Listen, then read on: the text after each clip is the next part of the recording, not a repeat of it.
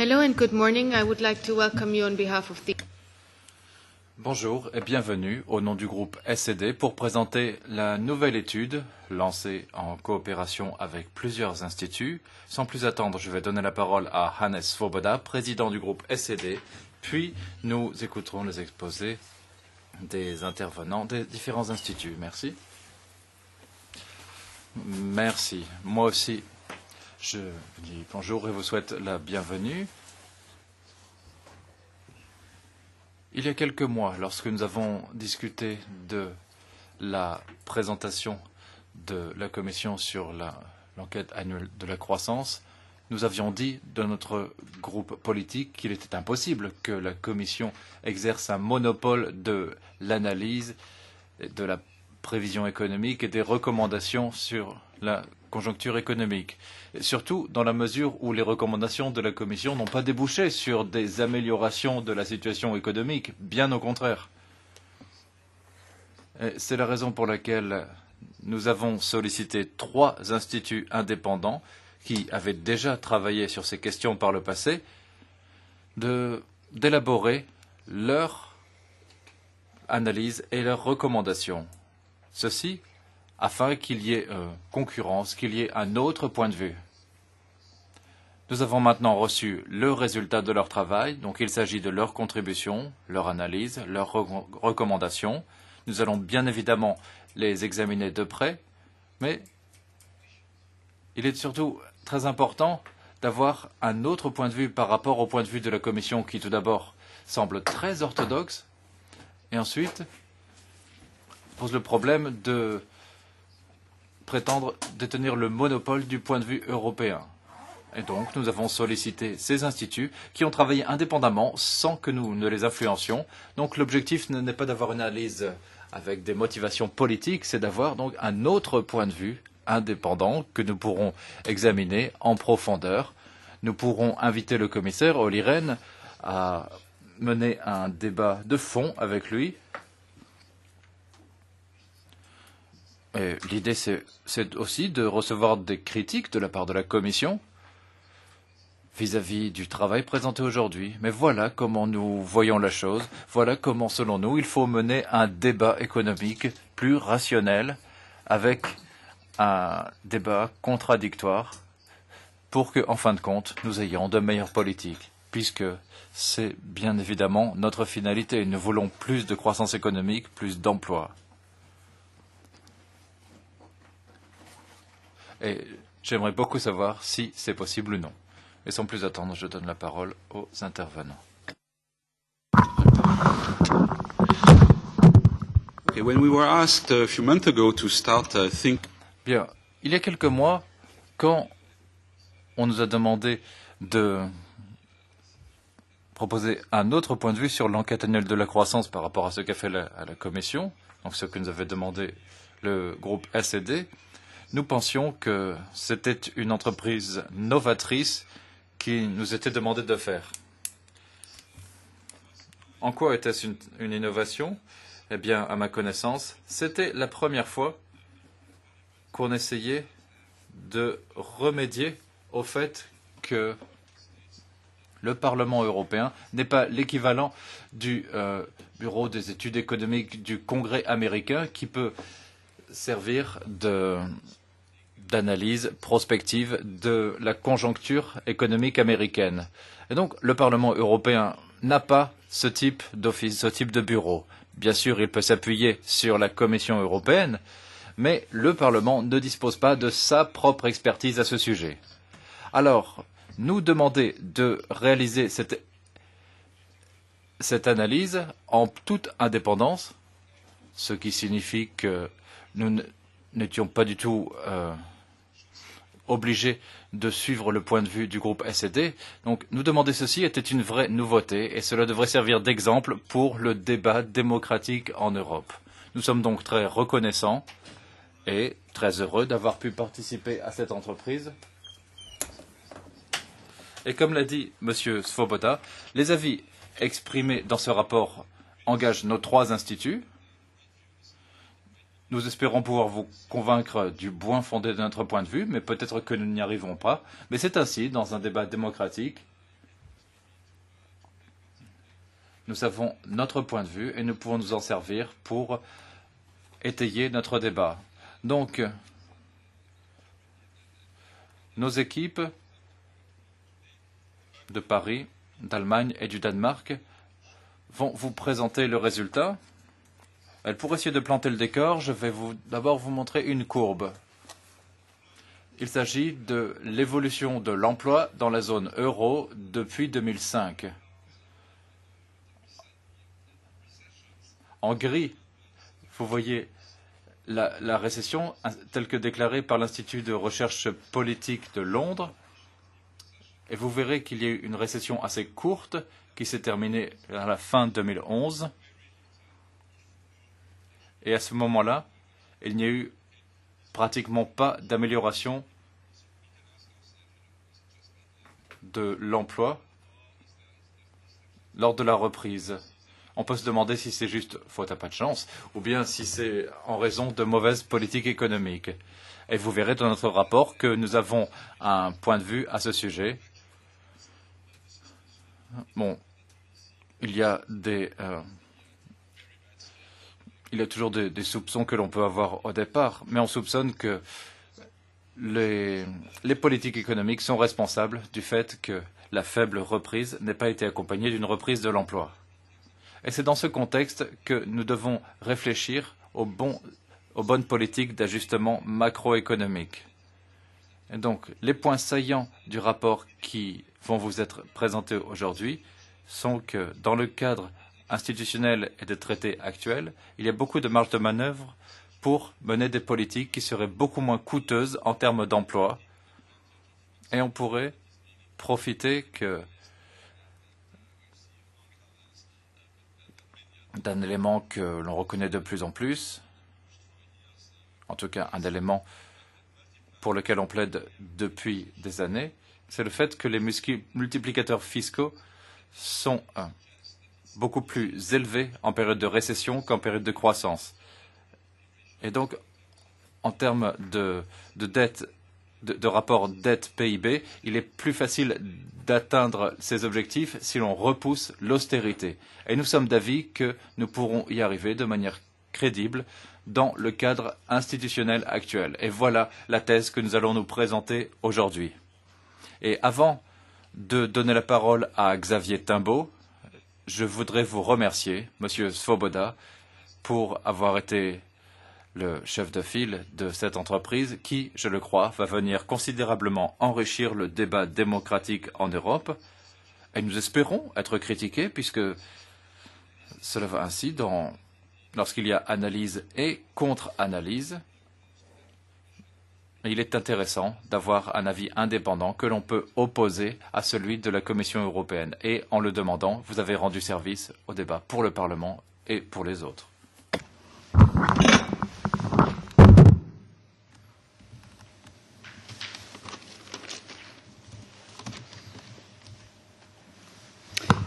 Merci, je suis donc Xavier Timbaud et je vais vous présenter très rapidement le rapport. Le rapport est un rapport assez conséquent dans lequel nous avons essayé de développer assez abondamment une argumentation parce que nous sommes convaincus que cette argumentation est importante pour effectivement marquer le point et apporter une critique forte à la politique économique, à la stratégie économique qui est conduite aujourd'hui en Europe. Nous pensons que cette stratégie, elle est mal conçue et elle est de nature à aggraver la situation, y compris sur le plan de la dette, plutôt que de l'améliorer. C'est un travail important, le rapport est assez épais, c'est un travail qui a été conduit, comme toujours, avec un agenda assez resserré et donc il a été nécessaire d'exiger beaucoup des équipes qui ont travaillé dessus. Je voudrais les remercier ici. Ces équipes en plus ont été des équipes réparties dans plusieurs pays, ce qui évidemment ne facilite pas la chose. Et le travail qui a été accompli, je pense qu'aujourd'hui ils peuvent en être fiers. Et donc je vais vous le présenter. Le premier point de ce rapport, c'est une prévision. Cette prévision, elle est que la grande récession, celle qui a commencé en 2008-2009, eh bien en fait, elle continue. La reprise qu'on a pu vouloir voir au cours de l'année 2010, en fait, a été de très courte durée. Et aujourd'hui, les pays de la zone euro, les pays de l'Union européenne replongent dans la récession. Notre prévision est que pour l'année 2012, la croissance de la zone euro sera de moins 0,4%. Et pour l'année 2013, elle sera de moins 0,3%. Nous ne sommes pas très loin des prévisions de l'OCDE ou de la Commission, bien que nous ayons des prévisions légèrement plus pessimistes. Il y a une raison à ça, je vais revenir dessus, mais voilà, dans notre rapport, nous avons fait une analyse fine de la situation économique, de la situation conjoncturelle, et de ce côté-là, les perspectives que nous avons sont très sombres. Elles sont très sombres, ce qui veut dire et ce qui implique que ça a des conséquences sociales. Ça, c'est un autre point sur le rapport sur lequel nous avons voulu insister. Il y a une dimension de dette publique, il y a une dimension de finances publiques, il y a une dimension économique, mais il y a aussi une dimension sociale qu'il ne faut pas perdre de vue. Vous avez ici un graphique qui vous présente l'évolution de l'emploi de longue durée, et il faut avoir bien conscience que cette récession qui dure, elle se traduit par un chômage de longue durée de plus en plus important, qui a des conséquences sociales fortes et qui aura des conséquences à long terme, en termes de perte de capital humain, d'éloignement du marché du travail, de découragement de certains, de générations sacrifiées de jeunes qui arrivent sur le marché du travail et qui n'arrivent pas à s'y insérer, qui seront des conséquences dont il faudra gérer avec beaucoup de difficultés dans l'avenir. Il faudra gérer dans l'avenir. Un autre point sur lequel aussi nous avons voulu insister dans le rapport, et finalement un point qui a aussi à voir avec le six-pack et le fait qu'il faut s'intéresser pas simplement aux questions de déséquilibre des finances publiques, mais aussi à des questions de déséquilibre macroéconomique plus large, c'est la question des déficits et des surplus de balance courante à l'intérieur de la zone euro. Alors, le diagnostic est ici à la fois assez simple et comme toujours, en ce sens-là, ça rejoint un petit peu celui du chômage, assez effrayant. La récession, et la récession qui s'installe, en fait, conduit à une résorption d'une partie des déficits de balance courante qui étaient apparus, particulièrement dans les pays d'Europe du Sud, que ce soit l'Espagne, le Portugal ou la Grèce. Vous avez les graphiques du bas qui vous l'indiquent sur ce transparent. Il y a une amélioration de leur balance courante. Mais c'est une amélioration de balance courante qui se fait de la façon la plus dure possible. Elle se fait par une déflation brutale des salaires, elle se fait par une réduction brutale de l'activité, une réduction des importations, et on voit que finalement le surplus allemand, peut-être Andrew pourra, enfin, je pense qu'on est toujours plus à l'aise de parler de cette question-là d'Allemagne plutôt que de France, mais le surplus allemand, lui, quant à lui, persiste, et donc, en fait, les problèmes sont loin d'être résolus, et la façon dont, encore une fois, ils sont résolus est la façon la plus dure. Bien, il nous faut parler maintenant un petit peu de l'aspect causal qu'il y a derrière cela. La récession qui se produit, elle ne nous arrive pas par hasard. Et elle nous arrive, en tout cas c'est l'analyse que l'on développe, et c'est là aussi où on essaye d'apporter le plus d'argumentation, parce qu'il existe une théorie, une thèse alternative, c'est que c'est l'austérité dans laquelle l'Europe s'est engagée qui provoque cette récession. Alors, vous avez ici un tableau qui vous montre d'abord une mesure de l'austérité qui est engagée. Cette mesure, c'est l'impulsion fiscale. Ce tableau est assez important parce que, en gros, il vous dit, en 2011, dans la plupart des pays européens, ont été engagés des plans d'austérité comme jamais avant. Et puis en 2012, ont été engagés dans la plupart des pays de la zone euro des plans d'austérité comme jamais avant, si ce n'est en 2011. Et en 2013, devinez quoi, tout cela continue.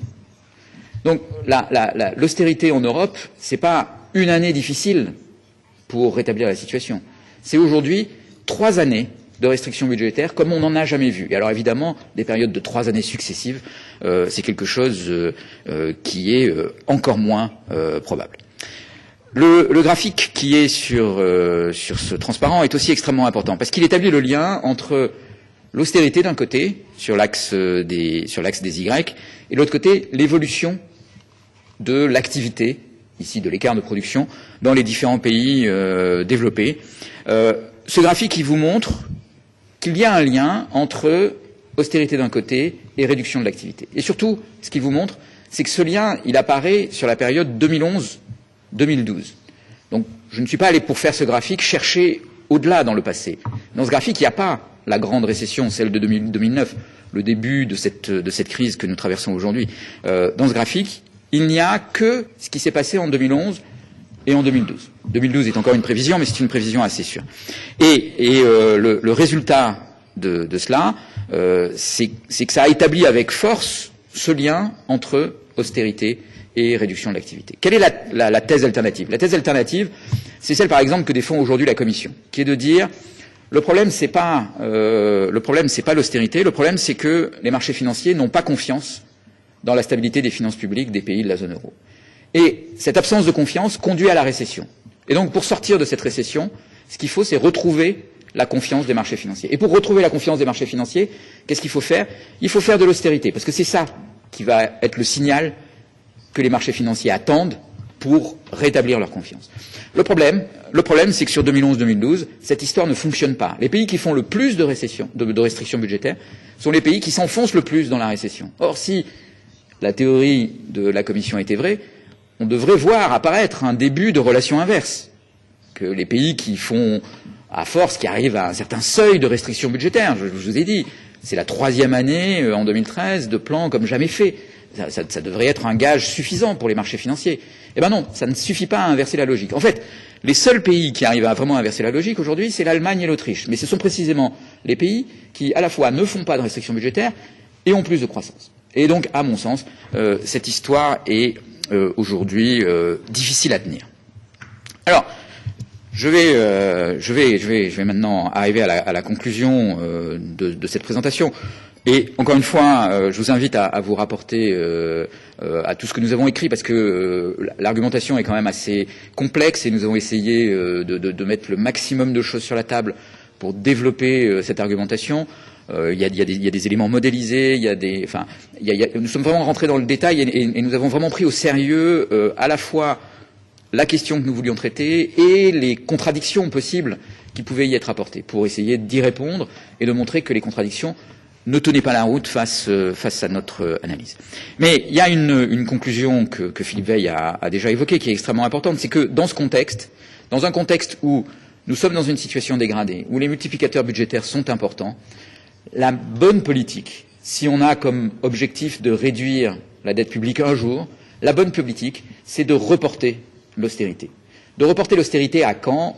C'est une question importante. C'est de reporter l'austérité au moment où, précisément, les multiplicateurs ne seront plus aussi élevés qu'ils sont aujourd'hui. Et qu'est-ce qui va déclencher cette transition dans les multiplicateurs? Qu'est-ce qui va faire que les multiplicateurs sont moins élevés? Ce qui va faire ça, c'est que les économies sortent de la spirale récessive dans laquelle elles sont aujourd'hui enfermées par la récession. Donc, en arrêtant l'austérité, on laisse le temps aux économies de retrouver un niveau d'activité normal. Ce niveau d'activité normal, il n'est pas mystérieux. C'est se rapprocher le plus possible du plein emploi. C'est un très bon critère pour savoir si on est retourné ou si on est en voie de retourner vers la normalité, c'est de savoir si le chômage diminue. Or, il se trouve aujourd'hui que le chômage en Europe continue d'augmenter. Donc on voit bien qu'on s'en éloigne. Mais si on arrivait à inverser cette logique, alors on peut espérer que les multiplicateurs se réduisent. Et à ce moment-là, quand les multiplicateurs sont plus bas, ce que ça veut dire, c'est que la consolidation fiscale, l'effort budgétaire, aura moins d'impact sur l'activité. Aujourd'hui, en 2012, en 2013, une consolidation fiscale a un impact maximal en termes d'activité, d'augmentation du chômage. Ça a aussi un impact minimal en termes de réduction des déficits et de la dette. En fait, même aujourd'hui, quand on fait la restriction budgétaire, paradoxalement, ça peut conduire à une hausse de la dette publique dans 20 ans.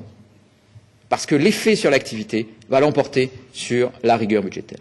Si on reporte, on passe ce moment très particulier où, et très contre-intuitivement, plus on fait de rigueur, plus on a de dette, et on peut être dans la zone où la rigueur produit une réduction de la dette.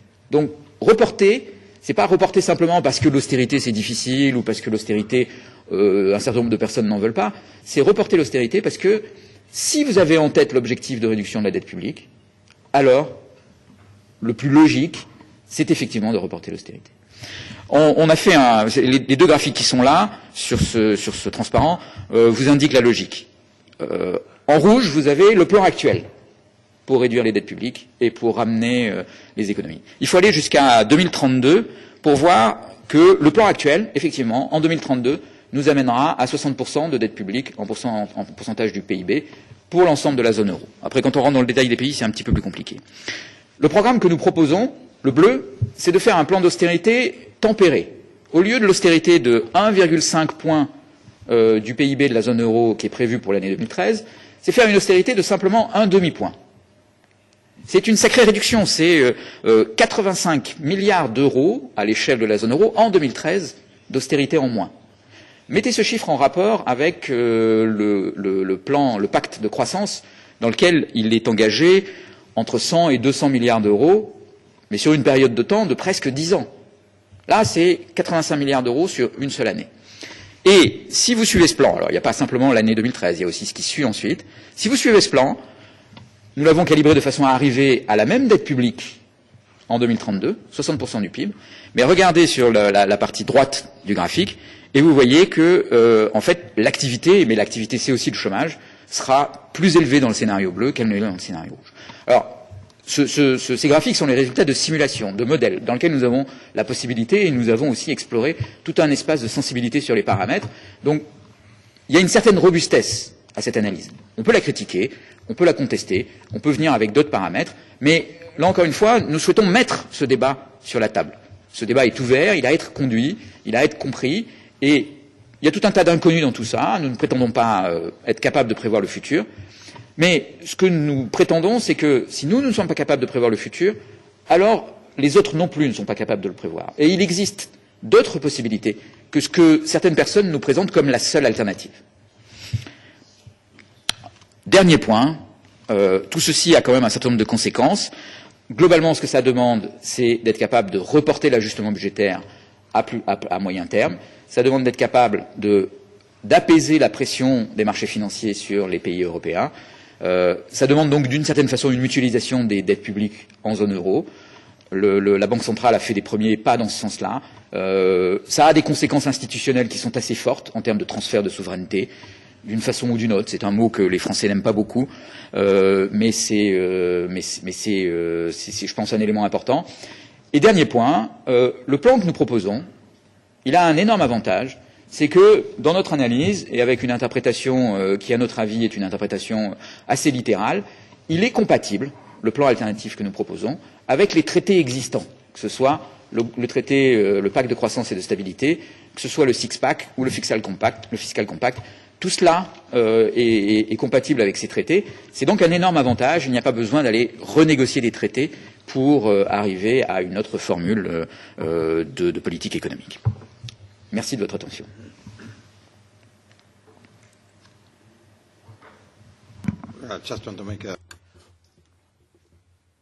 Je voulais faire une petite remarque avant d'en arriver aux questions. S'il y en a, d'après ce que j'ai vu, d'après ce que j'ai entendu, les résultats sont convaincants.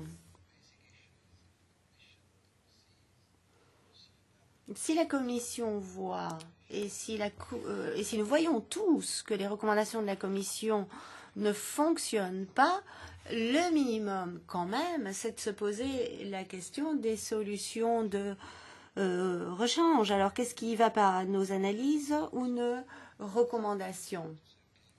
La moindre des choses, c'est de dire regardons les solutions de rechange. Enfin, je ne sais pas, il y aura peut-être de meilleures idées.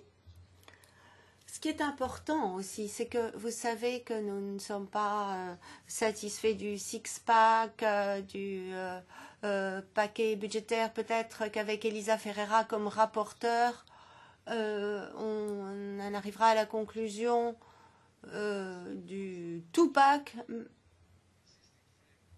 L'objectif, c'est de trouver une solution de rechange dans le cadre existant. Ne changeons pas les traités, ne changeons pas la législation, avec les instruments à notre disposition. Utilisés de façon intelligente et de façon sophistiquée, on peut arriver à d'autres conclusions. Des conclusions qui vont plutôt dans le sens de la croissance. Et je crois que c'est une approche pragmatique. Nous voudrions bien évidemment voir beaucoup d'autres changements, mais je crois que le plus important, c'est quand même d'essayer de créer des emplois et sans changer les traités, sans changer la législation, en utilisant les instruments existants de façon intelligente. Je crois que c'est un message important. Alors, sans entrer dans les détails, il n'y a pas de solution. Enfin, penser qu'il y a des solutions de rechange en se basant sur la législation actuelle de façon sophistiquée pour créer de la croissance et finalement combler la dette au lieu de l'approfondir, ce qui se passe aujourd'hui. Enfin voilà, ça c'est ma première réaction au pied levé. Avez-vous des questions à poser?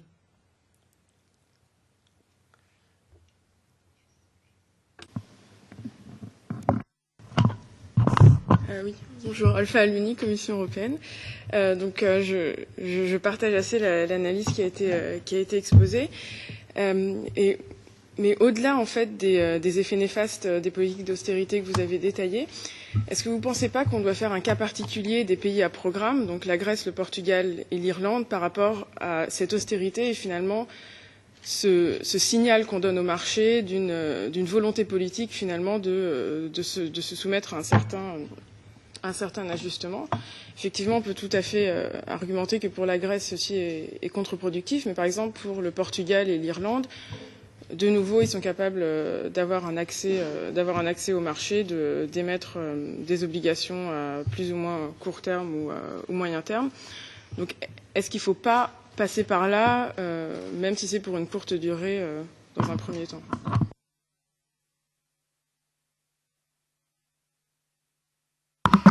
Si, bien sûr. Je pense même que, d'une certaine façon, les pays du Sud. Alors, en fait, il y a deux questions. Il y a une question de la politique macroéconomique globale, qui, là, a besoin d'être consolidée. Et les points importants dans cette politique macroéconomique globale pour la zone euro, c'est l'Italie et l'Espagne aujourd'hui. C'est eux qui font les plans d'austérité les plus importants, et c'est eux qui pèsent suffisamment dans la zone euro pour en déterminer en partie le devenir. Mais après, sur la question de traiter la pression des marchés, là, les choses deviennent importantes avec les plus petits pays, parce que ce sont les prototypes de la solidarité européenne, ce sont les prototypes du transfert de souveraineté, ce sont les prototypes de comment on peut mettre en place un plan d'ajustement budgétaire sur une période de temps longue, et quel type d'institution, quel type d'engagement, quel type de gage on peut obtenir de ces pays-là sur le long terme. Et donc, pour la crédibilité de l'ensemble, les petits pays sont évidemment en pointe et en première ligne. Et ce qui se passe aujourd'hui en Grèce, ce qui s'est passé en Irlande, ce qui se passera peut-être demain au Portugal, voire en Espagne, sont évidemment critiques pour soutenir et faire en sorte que cette politique alternative macroéconomique puisse exister et puisse convaincre à la fois les marchés, mais il n'y a pas que les marchés à convaincre aujourd'hui, il faut convaincre l'ensemble des agents économiques de la zone euro. Les marchés sont inquiets, peut-être moins qu'on a l'habitude de le dire, mais je pense que les citoyens de l'Europe sont aussi assez inquiets, et peut-être plus qu'on a l'habitude de le dire.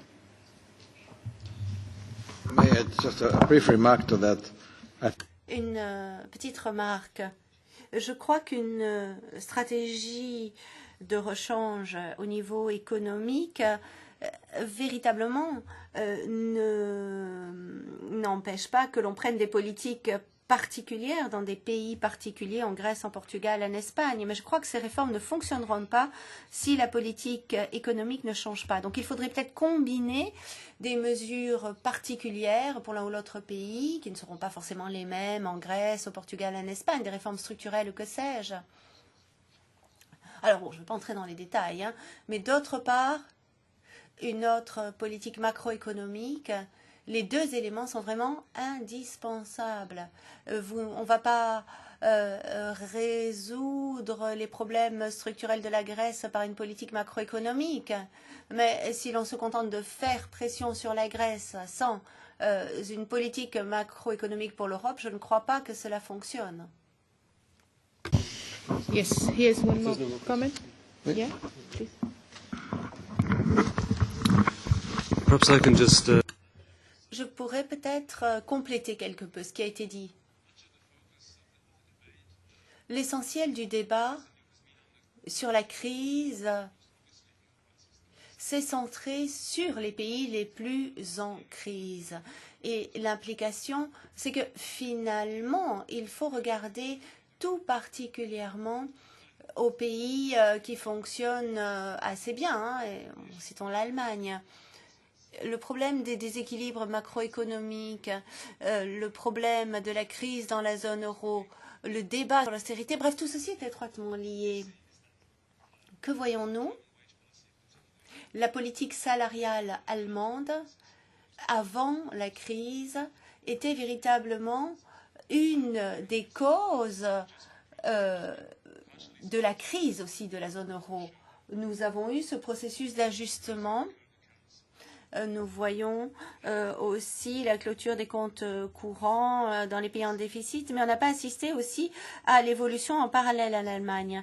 Donc, pour soutenir les mesures d'ajustement dans les pays en crise, il faudrait peut-être une plus grande croissance des salaires en Allemagne et peut-être aussi, peut-être dans une moindre mesure, en Autriche et aux Pays-Bas, ce qui permettrait aux pays d'ajuster leur compétitivité sans passer par cette déflation en matière de prix, de demande. Et je crois que c'est un point qui manque à la fois dans le débat public et dans l'analyse de la Commission européenne.